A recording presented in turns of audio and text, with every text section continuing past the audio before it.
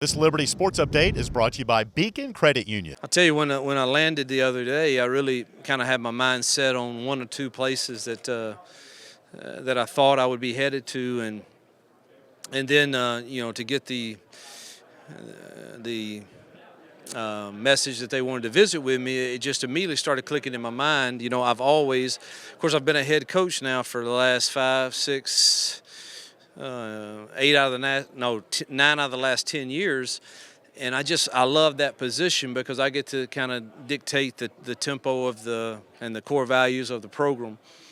And then, truthfully, really felt like of the opportunities that were presenting themselves, that when I really sat down and got by myself and thought about, this is somewhat in my mind a restart or a reboot.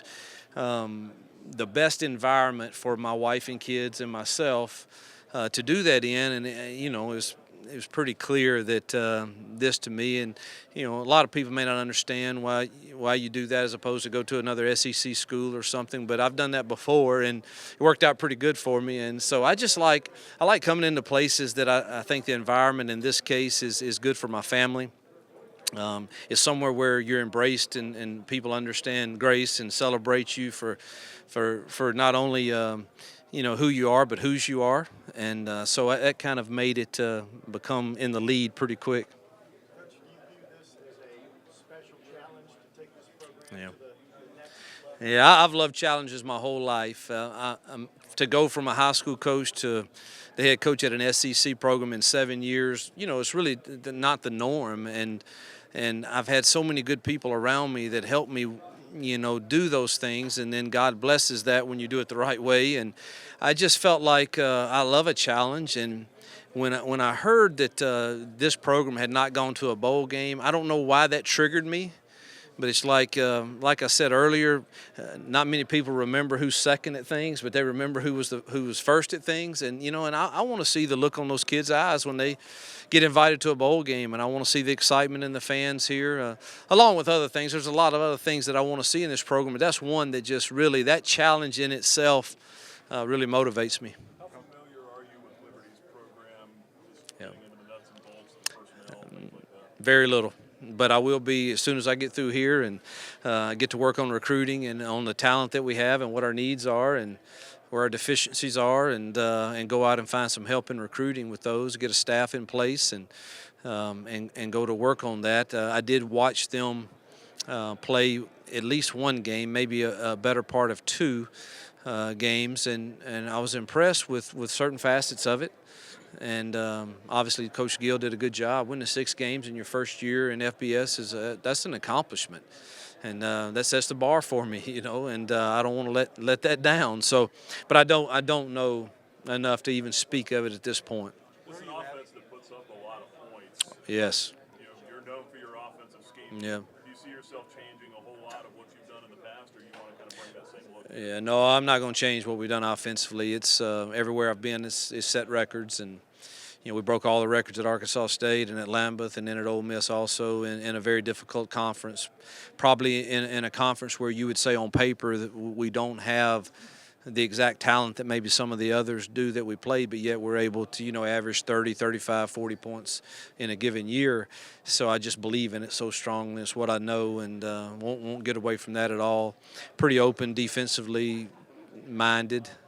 I know what my strengths are. And so I want to play to my strengths, which are recruiting and capturing the hearts and minds of our players and offense.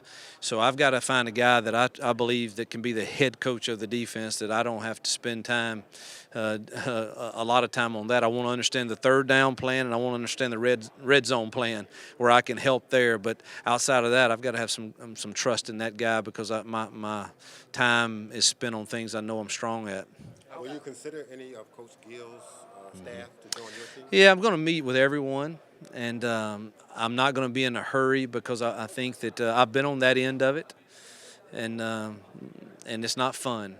I told my wife this morning as soon as I woke up, I said the only thing I'm dreading about today is the fact that there are families here that of no fault of their own are sitting there wondering, what does my future hold in my profession? And that's tough for me. My compassion has grown for people after what I've been through. I don't wish ill or hurt on anyone. And whether they like me or don't like me, I really don't wish that on anyone. And so it's difficult to know that there's some anxious families right now. And I just believe I need to get to know them, see what kind of job they've done, do my investigative work into their body of work, and then make decisions. But obviously, being a coach for as long as I have some guys that I really trust in, that I know can help us win, and that's reality of this profession. Coach, with everything that you've been through, how Yep. do you feel like that makes you a better man? Yeah, man. The core values I've had are the right ones, and when I abided by those, blessings and success followed, and even when I wasn't totally, I don't know that anyone can ever go through a period of time and say, man, I got it right every time. But for a large portion of my life, that was the case. I really never experienced any downward turn that was a rock bottom experience or difficulty. And boy, when I did, I really did it right, And I think what you find out about yourself is really a rebranding, a refocus, oh man, what is really important to me, and how do I model that through adversity? And the story Jill and I have been able to tell over the last 2 years to so many places we've been invited to, we find out quickly that there are husband, wives, men, women that have struggles, and they not quite how to handle them. And what I've really learned about this part is accept the discipline, own everything, and move forward. Now, there's a part of the world that doesn't want you to move forward, and they want you to live in the past for whatever reason. I don't get that mentality, but that's just reality. But man, in my eyes, the past is the past, and it's time to move forward. And I think that the story that I have is really going to be beneficial to me in the recruiting homes, because look, you go into those homes, they're all going to experience death, disease, disappointment. I mean, there's something there, and now I've got a story to tell. Well, let me tell you how I handled it. Let me tell you what came around me. And now, not only that, but I work for a university and an administration here that believes in grace and love and mercy. Now, you got to own it, and you may have some consequences, but you know what? They're going to welcome you with open arms, and we can move forward together. And what family doesn't want that for their young son? And I'm a living testament of that. It was pretty well reported, schools in Florida State, Alabama, Tennessee, were all schools that were in on you, trying to offer you a position. When Liberty came into the mix, though, what was the faith-based aspect of this really what set it apart from all the others? Indirectly, yes. I didn't look at it like that. What I looked at it as is an opportunity to be a head football coach again in the college, in the collegiate level, and to the environment, which I guess indirectly comes from people's beliefs here. But I just thought the environment was something that got me out of the arena that sometimes can be pretty brutal to your family. And I can handle it now. I get it. I mean, people, I gave them some ammo, and people can say what they want about me, and whether they know me or not is that's the disappointing thing, is I can't get to share my story with everybody, and they can hear my heart. But this place, man, there was just never a check. It was just, man, go, green light, green light, green light, green light. I never got anything that was a check from the administration or anyone that made it feel like this wouldn't be the safest environment to bring my family in to get that restart. 2 years out of the game, how special is that going to be walking on that field again? Let that run through your mind a little bit? Yeah, I can't. I look forward to going on the practice field first. I think that's where the great coaches get it done.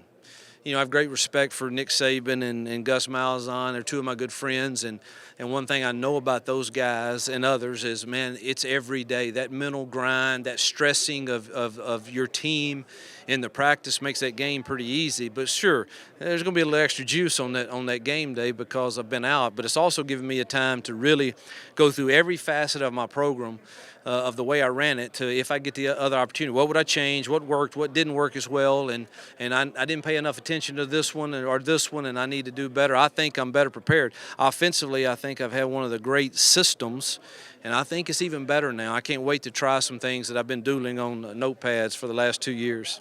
Coach, how did you come to know the Lord?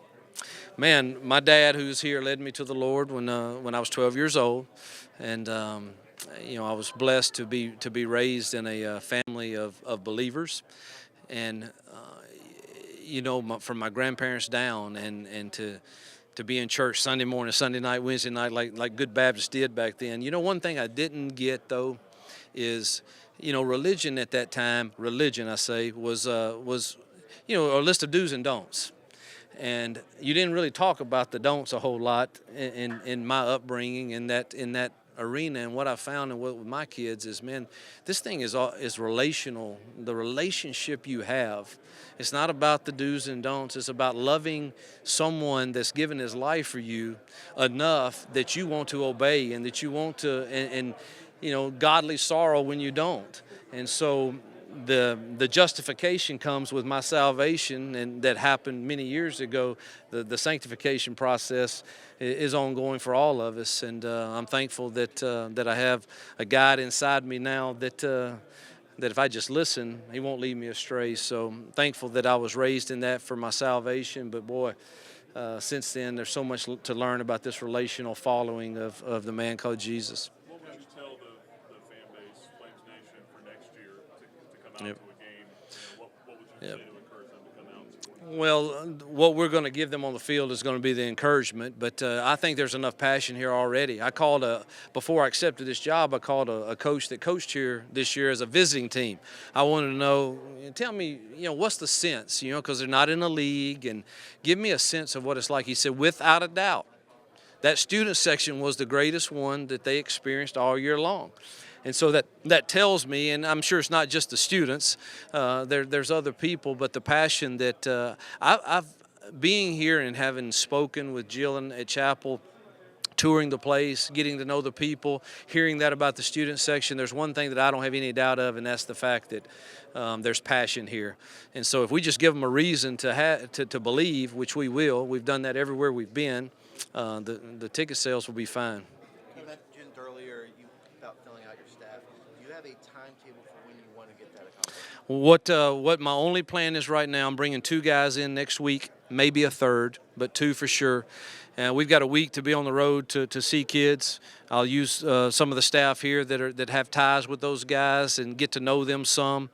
And so after the early signing period of the 19th is when you should look for the staff to really be rounded out and gotten put all together. Before your press conference, you addressed the players. What was your message to those guys? It was the same message, a few more, maybe in detail about kind of our offensive id, our defensive id, and special teams id, and kind of how we want to be viewed and how we want to love on everyone that touches our program. But it was the same. It was about our core values. I want that stressed, and I want by the time the season rolls around for fans, media, and our players alike to all know this is who we say we're going to be, and hopefully we model those. In your brief time away from coaching, how much did you miss it? The first year was incredibly difficult. Year 2, I found more joy in trying to just learn, watch, observe, and so it wasn't as bad.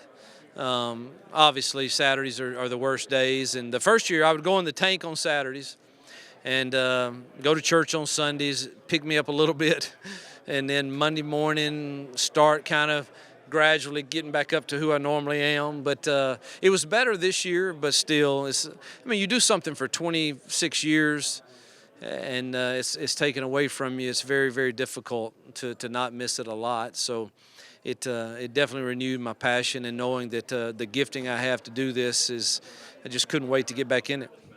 They say coaches can see aspects of the team.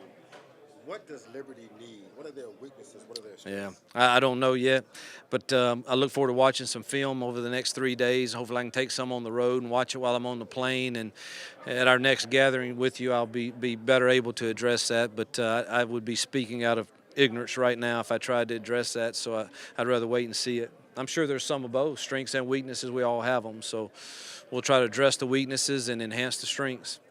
We've got time for about 2 more questions with Coach. Coach Gill talked about his regret in leaving and letting some of the players down who needed father figures. Do you see yourself being a father figure to the players and reaching out to them, having that kind of connection? There's no question that I think our calling as football coaches is mentors of young men first. And, man, the things that the players that I've coached have gone through, or they need some advice, and they haven't witnessed maybe somebody handle what they're going through, and it doesn't come natural for them to just ask for help. And so I think communication breeds great trust and great confidence, and so we've got to somehow, through our game plan, to mentor them. They've got to get the feeling of, man, I can talk to Coach Freeze about anything. That's one thing I told the team. There's nothing that you can talk to me about that I haven't heard or seen. And you're not going to get some reaction of, oh my gosh, you can't do that. It's going to be more about, we got to dig in and find out the whys and then help you through it. All right, Coach, thank you for your time. Thanks, guys, so much. Look forward to meeting each one of you. I really do. Thank you.